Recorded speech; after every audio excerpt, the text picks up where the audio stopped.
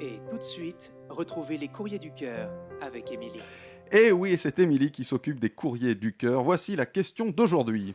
Bonjour à tous. Après le mois que je déteste le plus, commence mon mois préféré de toute l'année.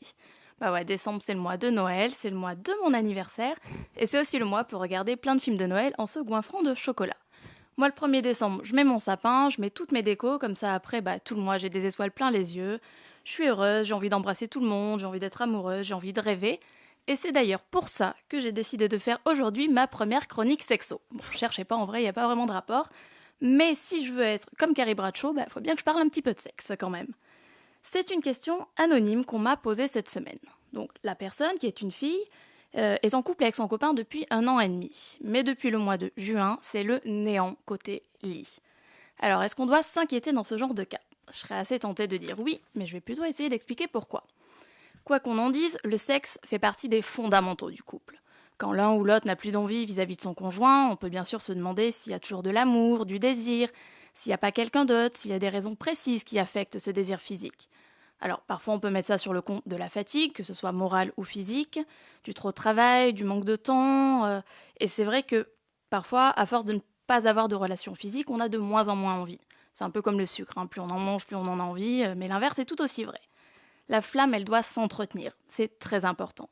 Est-ce que tu as essayé des petites choses qui pourraient lui redonner envie ? Des tenues sexy, une petite préparation, genre musique, bougies, le chauffer un petit peu par sexto, des photos coquines, oui, j'ai plein d'idées comme ça. Essaie de le surprendre.